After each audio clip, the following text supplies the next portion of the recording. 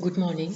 आज का हमारा टॉपिक है कि भारतीय संस्कृति की क्या क्या विशेषताएं हैं।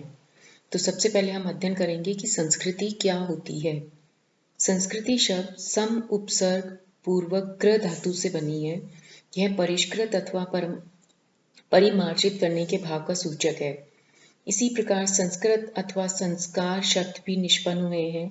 संस्कृत शब्द के समान संस्कृति शब्द भी परिमार्जन अथवा परिष्कार के अतिरिक्त शिष्टता एवं सौजन्य आदि अर्थों का भी अंतर्भाव हो जाता है। संस्कृति शब्द मनुष्य की सहज प्रवृत्तियों, नैसर्गिक शक्तियों तथा उनके परिष्कार का द्योत है। संस्कृति मनुष्य के भूत, वर्तमान तथा भावी जीवन का अपने में पूर्ण विकसित रूप है। विचार और कर्म के क्षेत्र में जो राष्ट्र का सृजन है वही उसकी संस्कृति है। विद्वानों ने संस्कृति की अनेक परिभाषाएं दी हैं जो उसके स्वरूप को अभिव्यक्त करती हैं। अमेरिका के प्रसिद्ध दार्शनिक शिक्षा विशेषज्ञ डॉक्टर वाइट के शब्दों में संस्कृति की परिभाषा है मानविक मानसिक प्रयास, सौंदर्य और मानवता की अनुभूति। अब है संस्कृति और सभ्यता में क्या भेद है। प्रकृति द्वारा प्रदत्त पदार्थों, तत्वों और शक्तियों का उपयोग कर मनुष्य ने भौतिक क्षेत्र में जो उन्नति की है उसी को हम सभ्यता कहते हैं। सभ्यता से मनुष्य के भौतिक क्षेत्र की और संस्कृति से मानसिक क्षेत्र की प्रगति की सूचित है। जीव मात्र के तीन मुख्य ध्येय हैं, अशन, वसन और निवसन।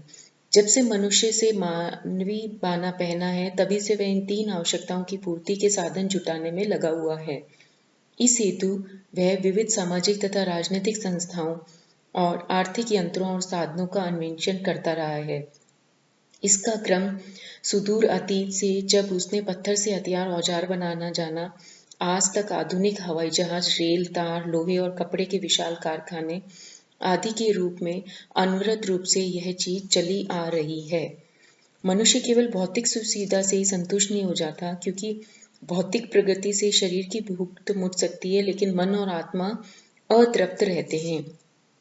इन्हें तृप्त करने के लिए मनुष्य जो अपना विकास करता है उसे संस्कृति कहते हैं। मनुष्य की जिज्ञासा का परिणाम धर्म और दर्शन है। सौंदर्य की खोज करते हुए संगीत, साहित्य, मूर्ति, चित्र, वास्तु आदि अनेक कलाओं को उन्नत करता है। इस प्रकार सभ्यता मानव की भौतिक विचारधारा को सूचित करती है, जबकि संस्कृति आध्यात्मिक एवं मानसिक क्षेत्र के विकास को सूचित करती है।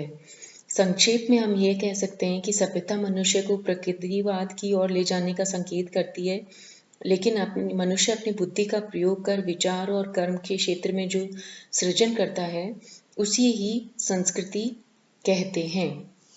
अब आगे हम पढ़ते हैं कि भारतीय संस्कृति की क्या क्या विशेषताएं हैं।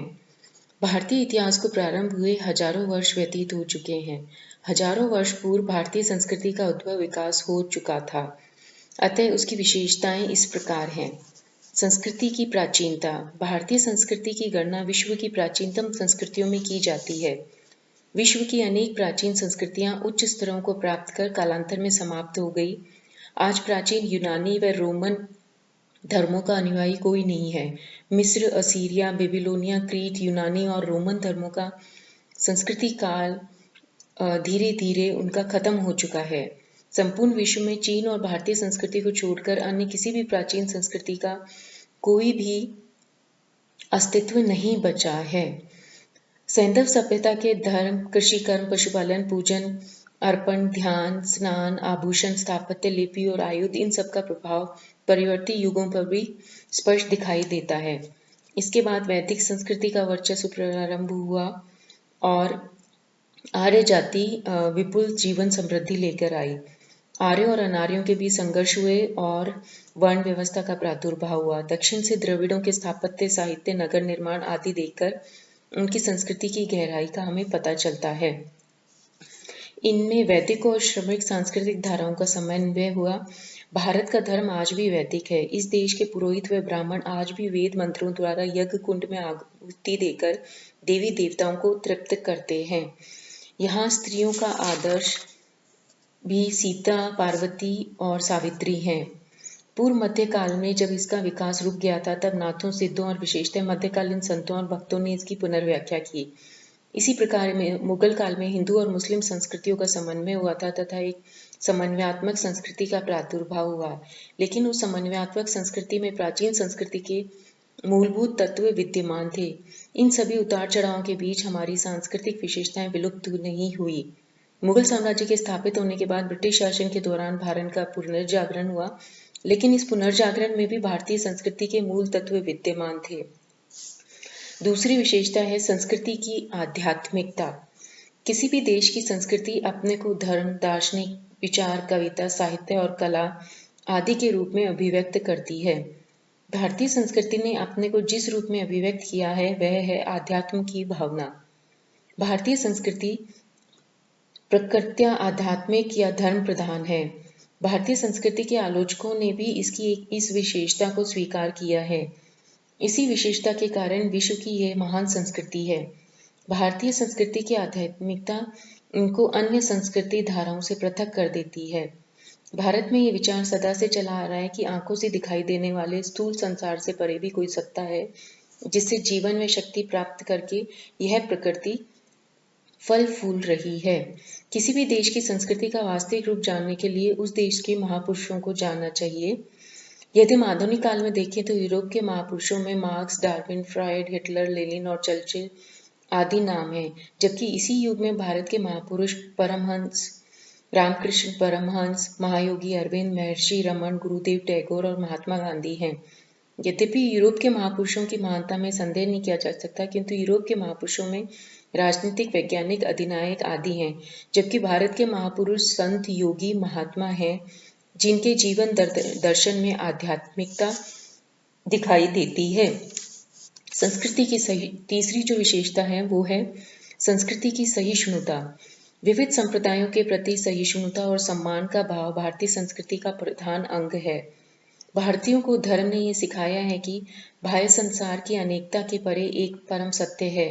यही परम सत्य भौतिक संसार की अनेकता के मूल में है, अर्थात बाह्य अनेकता भ्रामक है, सत्य नहीं है। इस सत्य को भारतवासियों ने जीवन के सभी क्षेत्रों में लागू किया है। इसका परिणाम यह हुआ है कि उनका दृष्टिकोण उदार और सहिष्णु हो गया है। लोग एक दूसरे के धर्म को ध्यान से सुनते हैं और उनकी सेवा करते हैं, और सभी संप्रदाय वाले बहुत से विद्वान कल्याण का कार्य में भी लगे हुए हैं। अशोक द्वारा प्रतिपादित यह भावना भारत के संपूर्ण इतिहास में ही चली आ रही है। विचारधारा का इस परिणाम यह रहा कि यहाँ सभी पंथ और संप्रदाय चलते आ रहे हैं। इसी सहिष्णुता से आर्यों ने अपने से भिन्न अनार्यों और विधर्मियों की उपासना विधियों को भी स्वीकार कर ली। स्वामी विवेकानंद ने भी सभी धर्मों की मूल एकता को समझाया है। गुरुदेव टैगोर ने सभी धर्मों के मूल मानव धर्म को जानने का प्रयास किया, जिसके आधार पर अंतर्राष्ट्रीय शांति स्थापित हो सके। चौथा, संस्कृति की अनुकूल्यता। भारतीय संस्कृति में अनुकूल्यता प्राचीन युग से लेकर आज के युग तक पाई जाती है। अनुकूल्यता का मतलब होता है कि अपने को परिस्थितियों के अनुकूल बनाते रहना। भारतीय संस्कृति प्रारंभ से ही लचीली रही है, जिसके कारण इसमें प्रत्येक परिस्थिति के अनुकूल ढल जाने और बाह्य प्रभाव से आवश्यक तत्व ग्रहण करने की क्षमता आ गई। परिस्थितियां निरंतर परिवर्तित होती रही और हमारे धर्म, समाज, आचार विचार आदि में निरंतर परिवर्तन आता रहा, किंतु यह परिवर्तन इतना शनि शनि और सूक्ष्म हुआ कि हमें ये बिल्कुल भी पता नहीं चलता है। अगली विशेषता है संस्कृति की सर्वांगीणता। भारतीयों ने सदैव जीवन को सर्वतोन्मुखी विकास पर बल दिया, अतः व्यक्ति का सर्वांगीण विकास भारतीय संस्कृति का आधारभूत विचार है। भारतीय संस्कृति आध्यात्मिक होते हुए भी इस लोक के सुख की अपेक्षा नहीं करती। सर्वांगीण विकास का लक्ष्य ऐहिक और परलौकिक दोनों प्रकार की उन्नति करना है। प्राचीन भारतीयों द्वारा की गई भौतिक प्रगति इसका परिणाम है। भारतीय संस्कृति में शारीरिक, मानसिक, आध्यात्मिक तीनों प्रकार की शक्तियों के विकास पर समान बल दिया गया है। भारत में प्राचीन काल से ही शरीर, मन और आत्मा के सामंजस्य विकास को जीवन का लक्ष्य माना गया है। शास्त्रकारों ने भी मनुष्य के 4 पुरुषार्थ धर्म, अर्थ, काम और मोक्ष प्राप्त करने का प्रयत्न करना चाहिए। इसमें पहला और जो अंतिम आत्मिक विकास के लिए था, और दूसरा और तीसरा शरीर व मन की उन्नति के लिए। छठा, भारतीय संस्कृति की ग्रहणशीलता। सहिष्णुता संस्कृति की एक अन्य विशेषता जो मुख्य धार्मिकता और सहिष्णुता का परिणाम है वह है ग्रहणशीलता अथवा समन्वयशीलता। ग्रहणशीलता से अभिप्राय यह है कि भारत में जो नए तत्व आते हैं भारतीय उन्हें बचाकर अपना अंग बनाते रहे हैं। ऊपरी दृष्टि से भारतीय संस्कृति अत्यधिक निषेधात्मक और पृथक तत्व प्रिय संस्कृति दिखाई देती है, परंतु अनेकानेक प्रजातीय प्रलय समान आक्रमण को झेलते हुए यदि इसमें ग्रहणशीलता नहीं होती तो वह अपने बहुत पहले अन्य संस्कृतियों की तरह विलुप्त हो जाती। भारतीय संस्कृति ग्रहणशीलता समन्वयशीलता के कारण ही हमारे यहाँ सभी प्रकार के धार्मिक विश्वास और रहन सहन के ढंग मिलते हैं। मानव जाति को विभिन्न हिस्सों में बांटने वाले सब पद यहाँ पाए जाते हैं। इसी प्रकार की पूजा पद्धतियाँ यहाँ प्रचलित हैं। प्राचीन काल के वेद, कपिल, चार्वाक आदि से आधुनिक युग के द्वंद्वात्मक भौतिकवाद तक सभी विचारधाराएं और दर्शन यहाँ मिलते हैं। विवाह पवित्र संस्कार भी है और इच्छा से तोड़ा जाने वाला संबंध मात्र भी। यही कारण है कि आज आर्य, द्रविड़, दस्यु, किराट, यक, शवन, यवन, शक, हूण, मंगोल आदि लोगों को पृथक रूप से भारत में मिलना कठिन है। भारतीय संस्कृति ने जिन शक, सीथियन, गुर्जर प्रतिहार जैसे विदेशी तत्वों को आत्मसात कर गई उस प्रकार मुस्लिम संस्कृति को नहीं कर पाई, क्योंकि मुस्लिमों के आगमन तक यहाँ जाति व्यवस्था, अस्पृश्यता, अंधविश्वास एवं कर्मकांडों के बंधन से समाज गतिहीन बन चुका था।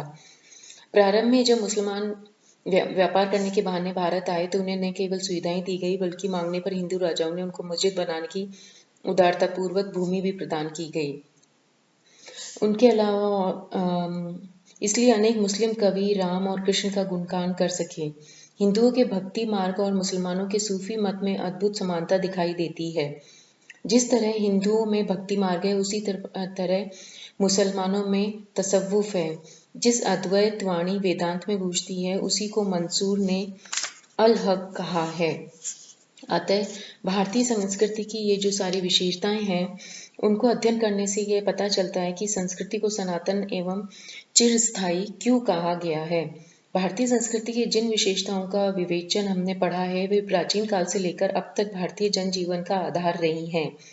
यद्यपि समय समय पर भारतीय संस्कृति में परिवर्तन हुए हैं, किंतु वे परिवर्तन केवल उसके बाह्य आवरण में हुए हैं। संस्कृति के मूल तत्व आज भी वही है जो वैदिक काल में था। आज भी भारतवासियों के आदर्श वही हैं जो उनके पूर्वज मानते थे। अनेक वैदिक देवता आज भी हिंदू परिवारों में पूजे जाते हैं। इन्हीं कारणों से भारतीय संस्कृति को सनातन तथा चिरस्थायी कहा गया है। धन्यवाद।